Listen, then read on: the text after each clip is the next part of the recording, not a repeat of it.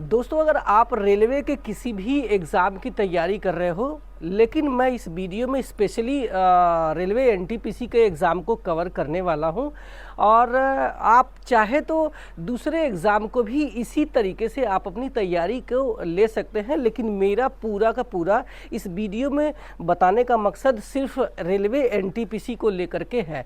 तो आप भी रेलवे के एनटीपीसी का फॉर्म भर चुके हैं या फिर भरने वाले हैं, जिसकी लास्ट डेट आप देख सकते हैं। ग्रेजुएशन वाला 13 तारीख को है और अंडर ग्रेजुएट वाला आपका 20 तारीख तक यानी 20 अक्टूबर लास्ट डेट है। तो अब आप फॉर्म भर दिए हैं, तो इस वीडियो में बताऊंगा कि अगर आप एवरेज छात्र हैं तो कैसे तैयारी करना है। एडवांस लेवल के छात्र को तो पता है, इससे पहले भी आपने अगर एनटीपीसी के अलावा टेक्नीशियन या फिर एएलपी का फॉर्म भरा है या आरपीएफ का फॉर्म भरा है, तो आपकी जो तैयारी है वो अच्छे से चल रही होगी, ऐसा मैं उम्मीद करता हूं। और आप उसी तैयारी को अपने अच्छे से और तैयार करके आप चाहे तो एनटीपीसी को भी उसी तैयारी में आप अपने एग्ज़ाम को क्लियर कर पाएंगे।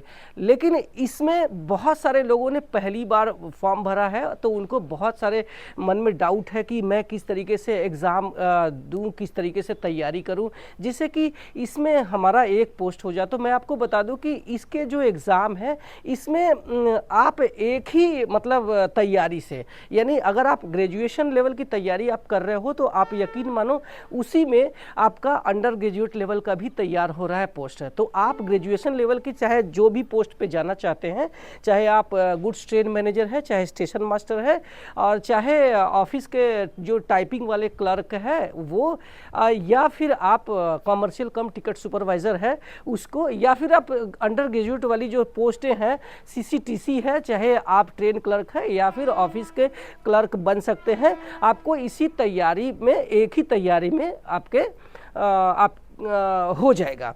ठीक है, अलग से आपको दूसरी तैयारी करने की ज़रूरत नहीं है। अगर आपने ये 3 विषयों में एग्ज़ाम पूछे जाते हैं। मैं आपको बता दूं कि इसके जो एग्ज़ाम होने वाले हैं उसमें स्पेशली 2 एग्ज़ाम हो रहे हैं। कंप्यूटर बेस्ड टेस्ट होने वाले हैं। ये ऑफलाइन एग्ज़ाम नहीं होगा, कंप्यूटर पे एग्ज़ाम लिया जाएगा, और वो है सीबीटी 1 और सीबीटी 2। तो अगर आप ये 2 एग्ज़ाम पास कर लेते हैं, सीबीटी 1 और सीबीटी 2, तो नॉर्मली ये मान के चलना कि लगभग आपकी नौकरी पक्की है। बट आपको थोड़े बहुत कुछ टेस्टिंग ज़रूरत पड़ेगी, जैसे टाइपिंग टेस्ट की ज़रूरत है। तो आप सीबीटी 2 जैसे एग्ज़ाम क्लियर कर लेंगे, उसी समय आप थोड़े से अपना टाइपिंग सीख लेना। आपको कोई सर्टिफिकेट की ज़रूरत नहीं पड़ेगी। लेकिन अगर आप चाहते हैं कि जो है मुझे टाइपिंग वाले भी पोस्ट मिल जाए, तो आपको उसी समय जैसे सीबीटी 2 क्लियर हो जाएगा तो आप टाइपिंग सीख लेना, और वो आपके काम आ जाएगा। कि मान लीजिएगा आप स्टेशन मास्टर और ट्रेन मैनेजर की जो कट ऑफ है उसमें नहीं आ पाए, तो आपको टाइपिंग वाली पोस्ट मिल जाएगी। लेकिन आप अगर टाइपिंग वाली सेलेक्ट ही नहीं करेंगे तो फिर आपको मिलेगा कैसे। कुछ लोग फॉर्म भरते समय यही गलती भी कर रहे हैं कि वो लोग अपना जो टाइपिंग वाले पोस्ट है वो सेलेक्ट नहीं कर रहे हैं। आपको सारे सेलेक्ट कर लो, और उसमें टाइपिंग आती है क्या, एक क्वेश्चन पूछा जा रहा है तो आपको उसको एस कर देना है, और टाइपिंग वाली पोस्ट को भी आपको सेलेक्ट करके रखना है। अब तैयारी कैसे करना है इस पे बात कर लेते हैं। तो अगर आप एवरेज छात्र हैं, बिल्कुल भी कुछ भी रेलवे के बारे में नहीं जानते हैं, तो वहाँ से स्टार्ट करता हूँ। क्योंकि आपको मालूम ही नहीं कि कैसे एग्ज़ाम होता है, कैसे परीक्षा होती है, कैसे हमें पास करना है। तो आपको बता दूं कि आप चाहे ग्रेजुएशन लेवल वाला एग्ज़ाम देने जा रहे हो, चाहे आप अंडर ग्रेजुएट लेवल वाला एग्ज़ाम देने जा रहे हो, इन एग्ज़ाम में सीबीटी 1 हो चाहे सीबीटी 2 में सिर्फ 3 विषय से सवाल आने वाले हैं। पहला है मैथमेटिक्स, और दूसरा है रीजनिंग, और तीसरा है जनरल अवेयरनेस, जिसे हम जीके जीएस भी बोलते हैं, यानी कि जनरल साइंस और जनरल नॉलेज। इसी पर आपके पूरे पूरे सवाल आने वाले हैं। सिर्फ नंबर ऑफ क्वेश्चन से बढ़ जाते हैं। जैसे आप सीबीटी 1 में आप देने जाएंगे तो मैथमेटिक्स के और रीजनिंग के 30 क्वेश्चंस रहने वाले हैं, और वही जनरल अवेयरनेस के 40 क्वेश्चंस हो जाते हैं। तो ये टोटल मिला करके हमें 100 प्रश्न देखने को मिलते हैं। तो अगर आप इसको क्वालिफाई कर जाते हैं तो आप सीबीटी 2 में चले जाते हैं, और सीबीटी 2 की जो मेरिट है वही हमें नौकरी दिलाती है, उसी का मेरिट्स हमको काम में आता है। CBT 1 की जो मेरिट है वो किसी काम के नहीं है, वो सिर्फ CBT 2 में जाने के लिए सिर्फ क्वालिफाइंग नेचर का ये पेपर है। तो आपको अगर 3 विषय को अच्छे से तैयार कर लिया तो यकीन मानो कि आपका एक पोस्ट हो सकता है। तो अब आपको तैयार कैसे करना है इस पे बात करता हूँ। तो आप इन तीनों विषय की एक एक किताब ले लो, और मैं ये सजेस्ट करूँगा कि देखो, अगर पहले आपको ये देखना है कि हमें उसके क्वेश्चंस कैसे आते हैं, उसके सिलेबस क्या है, तो आपको दिशा पब्लिकेशन की किताब लेनी चाहिए। और ये दिशा पब्लिकेशन की किताब को आप जो है सिर्फ 250-300 रुपये में ख़रीद लेंगे और आपके तीनों विषय कवर हो जाएंगे। कौन कौन से? मैथमेटिक्स, रीजनिंग और जनरल अवेयरनेस। आप उससे जो है आप देख पाएंगे कि किस टाइप के प्रश्न आते हैं, क्या क्या इसका सिलेबस है। और दूसरा, अगर आप चाहते हैं तो आप किरण पब्लिकेशन की भी किताबें ले सकते हो, बट किरण पब्लिकेशन की किताबें महंगी आती है और एक ही किताब में पूरा सिलेबस नहीं मिलेगा। जहां वो मैथमेटिक्स, रीजनिंग और जनरल अवेयरनेस की अलग अलग बुक है, वहीं दिशा पब्लिकेशन वालों की सिर्फ एक किताब है और 250-300 की आती है। किरण पब्लिकेशन किताब लेने जाएंगे तो 500-500 के आसपास की आएगी, तो लगभग ये आपको 1500 तक जाएगी, तो वो महंगी हो जाएगी। तो सबसे पहले आप ये कोशिश करो कि ये पहले किताब मंगा के देख लो, दिशा पब्लिकेशन किताब मंगा के देख लो, 250-300 के आसपास आ जाएगी। अब उस में से आप एक हफ्ता पढ़ के देखो कि क्या आपको समझ में आ रहा है, आप पढ़ने से आपको इंटरेस्ट आ रहा है क्या। जब आपको इंटरेस्ट आने लगे तो आपको अच्छे से तैयारी खुद से करना स्टार्ट कर दो और उसी तीनों विषय को, ठीक है। लेकिन अगर आपने एक हफ्ते पढ़ा और आपको लग रहा है कि मुझे कुछ भी समझ में नहीं आ रहा है कि ये क्या है, कैसे है, तो आप सीधा बहुत सारे जगह पे ऑफलाइन के जो ये होते हैं कोचिंग सेंटर होते हैं, चाहे आप प्रयागराज चले जाओ, चाहे आप पटना चले जाओ, चाहे आप कोटा चले जाओ, कुछ बड़े बड़े शहरों में ये ऑफलाइन एग्ज़ाम जो कोचिंग सेंटर होता है, आप सीधा उसमें जाके एडमिशन कर लो और वो आपको स्टडी मटेरियल, मॉक टेस्ट और एग्ज़ाम के पॉइंट ऑफ व्यू से सारी चीज़ें आपको डिटेल में बताएंगे और ये आप कोर्स ज्वाइन करके भी आप एग्ज़ाम क्लियर कर पाएंगे।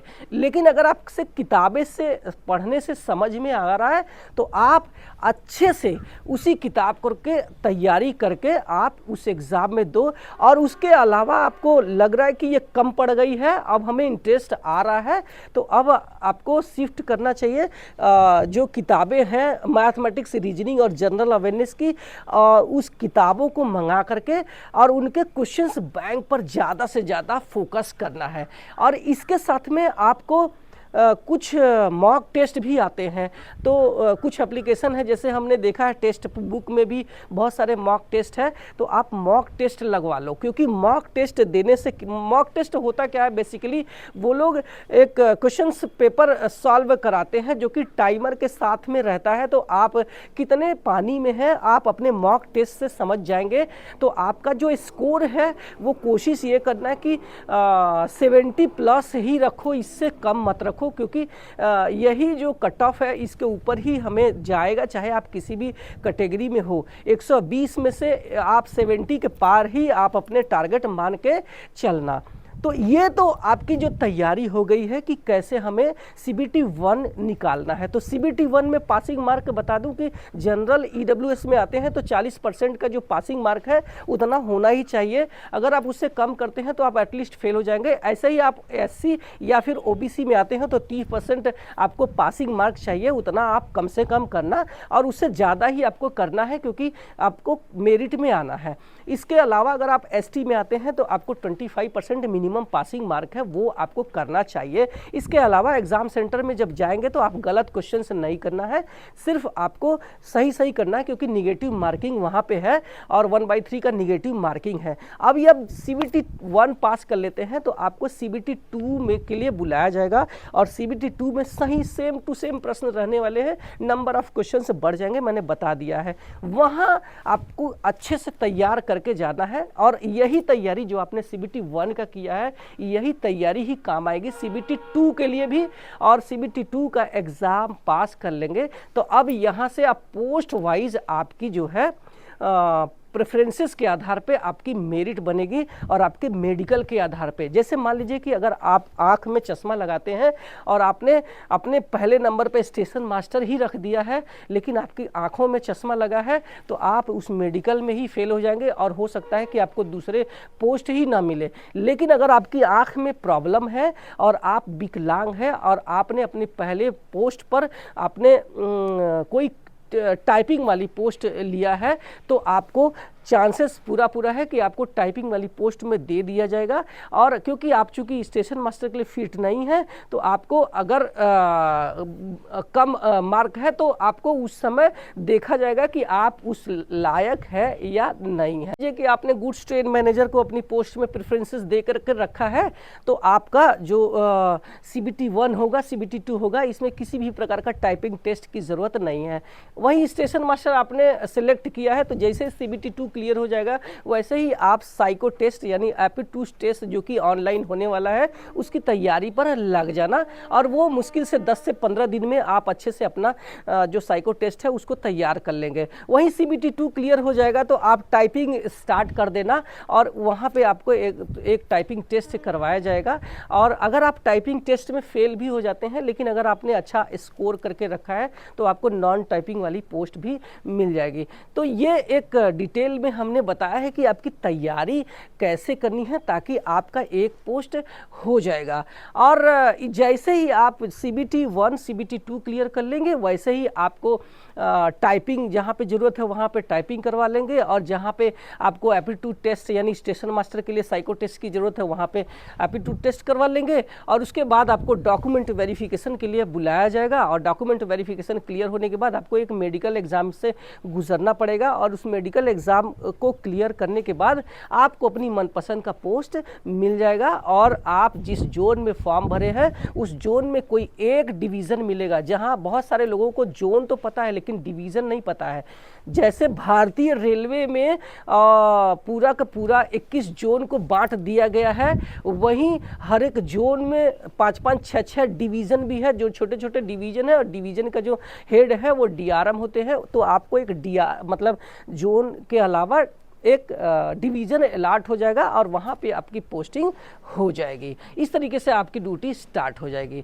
तो ये वीडियो आपको हेल्पफुल लगा है तो एक लाइक करना, और मेरे चैनल पे पहली बार आए हैं तो सब्सक्राइब कर लेना, क्योंकि मैं यहाँ फ़ायदे की बात करता हूँ। लास्ट में एक हिंट दे के जा रहा हूँ कि अगर आप इस नौकरी में रेलवे की पास करना चाहते हैं तो ये तीनों विषय की सबसे ज़्यादा से ज़्यादा क्वेश्चंस बैंक को सॉल्व करना, क्योंकि क्वेश्चंस बैंक का एग्जाम में बहुत बड़ा रोल होता है। और क्वेश्चंस बैंक से क्वेश्चंस रिपीट भी होते हैं, नहीं भी होते हैं, तो आप बहुत आसानी से एग्ज़ाम क्लियर कर पाएंगे। उस क्वेश्चंस बैंक में इतना प्रैक्टिस हो जाएगा। Thank you so much.